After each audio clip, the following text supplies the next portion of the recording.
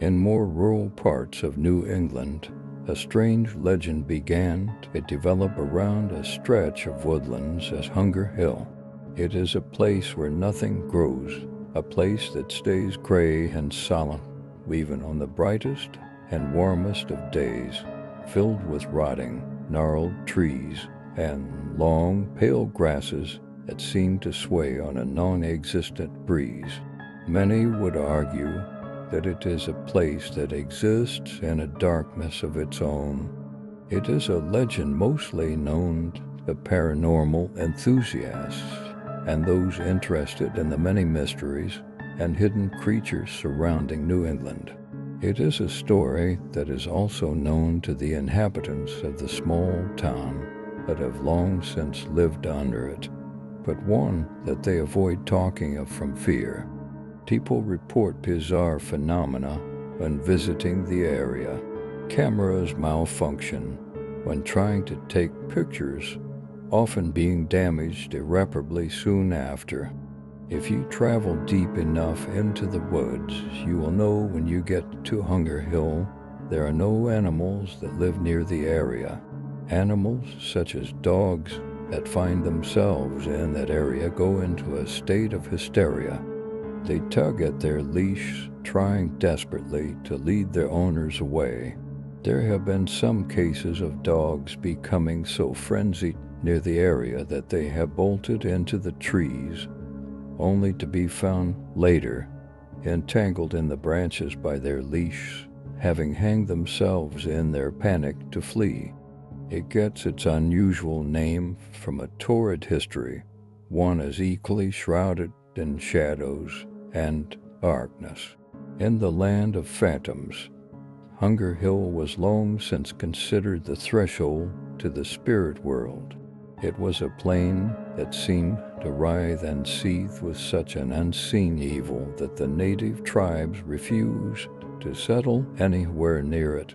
They said that it was not their land, but belonged to the pale men, spirits who inhabited it.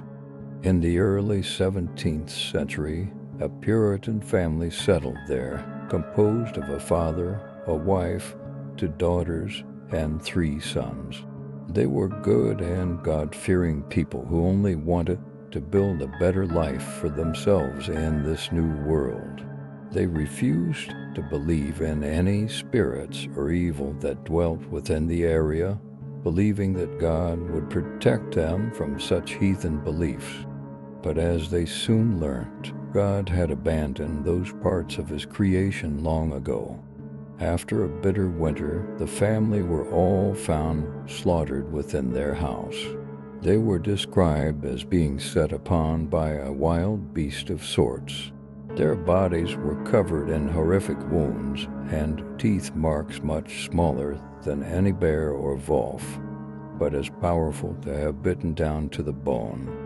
All were found brutally dealt with, except the family's eldest son. His body was nowhere to be found on the property. A warrant was immediately put out by the community for his arrest and hanging, blaming him for the brutal murder of his family. But the snow and winds prevented the men from embarking on a sufficient search party, as well as a deep superstition of the area and the wood devils purported to be lurking within. White, almost humanoid creatures who screamed at night, their shrill, inhuman voices running through the town. They never found any trace of him, so they presumed him to be dead, and life went on as normal in the village, although with an added new fear of the woods on the outskirts. Although the story of the family soon faded into local legend, mothers used the story toward their children away from those woods. Despite their good intentions, there were still the odd few who vanished while playing too deep there, never to be seen again. But the ones who fell most afoul of the area, aside from the few curious children foolish enough to wonder, were strangers, people new to the area and ignorant to the fear that surrounded Hunger Hill. In 1928, a man by the name of Autobar came to the town. He was the son of two East German-born immigrants and a writer who wanted to compile a book on the mysteries of New England. He had heard of the mysterious story that surrounded the area and had become fascinated enough to travel there and research it. Despite the concerns of the locals, he ventured up into the area alone. When the evening he had left on turned to night, and night became day. Then tonight the police were contacted. They compiled an extensive search of the surrounding woodlands, but it seemed as if the unfortunate man's body had vanished without a trace from the face of the earth. Only a few of his earthly possessions were found. Tattered strips of cloth, later identified by his widow as being torn from the back of the jacket he had been wearing, his spectacles, found half buried in the fallen leaves, and a journal. He had been using it for research, but most of the pages had fallen out by the time police had found it, 2 miles away from the area Otto had last been seen in. A last, frenzied entry had been scribbled in. I hear them scream at night. They scream so loudly that my ears might burst.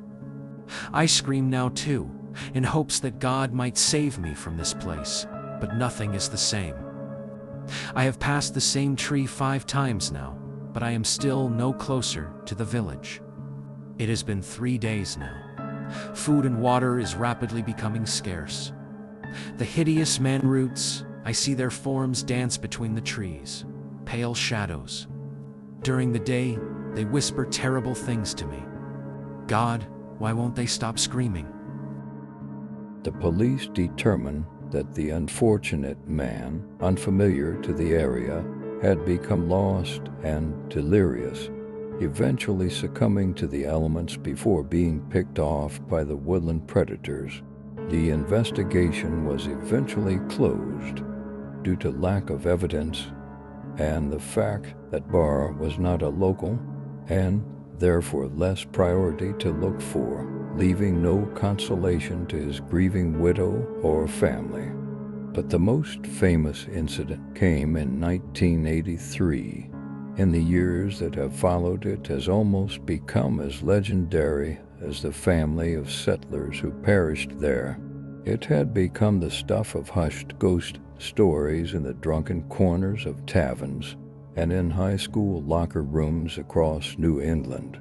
The circumstances have been stretched and exaggerated to the point that it's almost laughable, but the truth remains untouched. 5 college-age friends ventured into the forest on a hiking trip one summer. Being relative novices to the pastime, they managed to stray off the intended path and wander into those dead woodlands. In time, they had become hopelessly lost. Far from any payphone or forest ranger's office, they were forced to make camp for the night. It was at night that they heard the noises, horrible, high-pitched cries of something that they tried to convince themselves was either a coyote. But the coyote's howls did not sound like the hideous sounds they heard that night in those woods. After all, coyotes certainly don't sound like humans screaming. They tried again the next morning to rejoin civilization, their nerves already frayed from the previous night. But as far as they seemed to wander, they always found themselves at the exact same spot they had wandered from. Tempers were already beginning to fray. Their supplies were already dwindling. At night, the screaming would return, even louder than before, to the point they could barely sleep. In their tiredness, the group began to hallucinate. Some swore that they saw a dash of white, pale people running between the trees, watching them in the daylight. Most versions of the tale vary on what comes next. Either the hapless students were picked off by the creatures that they saw lurking in those woods, or one of their own was driven insane by the lack of food and the stretching loneliness of the place, and had slaughtered their friends. However, the one thing that was definite was that not one of the 5 returned from those woods. A search of their woods found their supplies scattered around, as if they were running from something and had dropped them on the way, as well as the tattered remains of the makeshift tent they'd pitched. There seemed to be no signs of a struggle or anything violent. It was as if they had just vanished into the air. It was agreed that they had succumbed to the elements because of their own lack of preparation, and the case was quickly closed. The 5 were officially listed as missing people. Few wondered why the case had been so suddenly and mysteriously swept under the rug, out of media sight. But there were times where the townsfolk below would just look up at the darkened trees and wonder. In 2005, when a nature photographer was trying to take some good shots of the woodlands of New England for an ecological magazine not far from Hunger Hill, while fixing his tripod against the thick roots of a large, looming gray tree, his foot stumbled against something sharp in the soil. It caught his attention and, looking closer, saw it was part of a human phalange. Police were immediately called to the scene. On excavating the area, they made a startling discovery. Entwined with the thick roots, deep within the earth were over a dozen skeletons, their flesh long since picked clean off their bones. They were enchained together, each one clutching the other's ankle as if they were being pulled down by something. Some had been buried so long that the roots of the tree were growing through their bones. The 5 skeletons at the top of the chain were later identified as the 5 who went missing 22 years earlier. How they came to be buried within the earth and by whom is still a mystery. No one could explain either, while their mouths were twisted into silent screams as they clutched desperately upwards, as if trying to break through the soil. The other skeletons found within the pit remained unidentified, but it was discovered they were in varying states of decomposition, suggesting they were down there for much longer than the missing 5.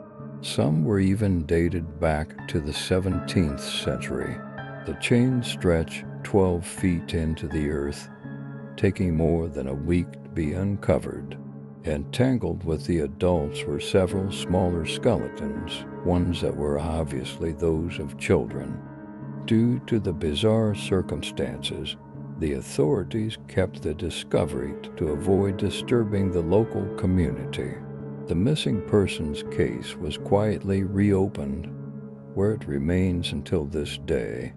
It has been said that everything will eventually return to the earth at a time where our skin withers from age and our bones are no longer warmed by the sun, where at the dulling of our existence, we complete the great cycle, ensuring rebirth through our own demise. That is just the way things are and have always been. But perhaps we don't wait for our bodies to be returned to the earth. Perhaps the earth waits for us in the hidden shadows cast by the light, ready to pull us back down into the soul, where all good souls eventually come to rest. That the earth hungers, as we do, for the warmth of a presence within its cold hearth of soul. That holds the same hunger that humans have for companionship, that it finds the few and unwary, watching them from afar before pulling them down into the darkness, where their screams are suddenly silenced and they have no need for anything anymore. You can find the place if you look deeply enough, finding directions going down false paths. But if you persist, you can find it, and the town that rests just below the gaping maw of trees. But don't try to ask them about it. All you'll receive are cold shoulders and blank stares. If you're feeling particularly curious, you can take a stroll through the woods. The routes are some of the most scenic that the northeastern part of the United States has to offer. Tall trees, coastal plains, and even biking lanes. It feels virtually indistinguishable from any other tourist attraction. When the air gets colder and the sky surrounding gets darker, however, you may want to turn back. Just make sure to keep to the right paths and try not to stray out of the light. And above anything, try to leave the woods before night. Before you can hear any strange noises, you don't know what's out there, watching, waiting, and once they have you, they're not going to be able to let you go.